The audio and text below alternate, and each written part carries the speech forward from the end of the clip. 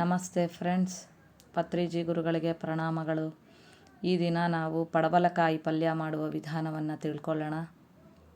ಪಡವಲಕಾಯಿ ನೀಟಾಗಿ ತೊಳೆದ್ಬಿಟ್ಟು ಹಚ್ಚಿಟ್ಕೊತಾ ಇದ್ದೀವಿ. ಬಹಳ ಎಳೆಯಾಗಿದ್ದಾಗ ಬೀಜಗಳ ಸಮೇತವನ್ನು ಹಾಕ್ಬೋದು.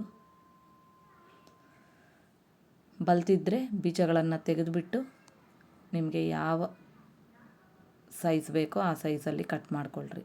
ದಪ್ಪವಾಗಿ, ಉದ್ದವಾಗಿ ಅಥವಾ ದೊಡ್ಡದಾಗಿ, ಚಿಕ್ಕದಾಗಿ ಅಥವಾ ನಿಮ್ಗೆ ಹೇಗೆ ಬೇಕೋ ಆ ರೀತಿಯಲ್ಲಿ ಕತ್ತರಿಸ್ಕೊಂಡು ಹಾಗೆ ಕುದಿಸ್ಕೋಬೋದು. ಅಥವಾ ಉಪ್ಪು ಹಾಕ್ಬಿಟ್ಟು ಕುಕ್ಕರ್ನಲ್ಲಿಟ್ಟು ಕುದಿಸ್ಕೊಂಬಿಡಿ.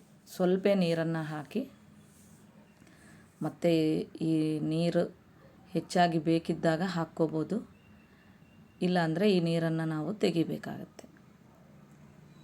1 ವಿಸಲ್ಲು 2 ವಿಸಲ್ಲು ನಿಮ್ಗೆ ಎಷ್ಟು ಬೇಕೋ ಅಷ್ಟನ್ನು ಹಾಕಿಸಿ ಬಹಳ ಮೆತ್ತಗೆ ಆಗಲಾರ್ದಂಗೆ ಮಾಡಿಟ್ಕೊಂಡು ನೋಡಿ. ಇದಕ್ಕೆ ಬೇಕಾಗಿರೋ ಪದಾರ್ಥಗಳು: ಮೊಸರು, ಕೊತ್ತಂಬರಿ, ಹಸಿ ಶುಂಠಿ, ಹಸಿಮೆಣಸಿನಕಾಯಿ, ಹಿಂಗು, ಸ್ವಲ್ಪ ಸಾಸಿವೆ. ಈ ಒಣ ಸಾಸಿವೆಯನ್ನು ಹಾಕ್ತಾಯಿದ್ದೀವಿ.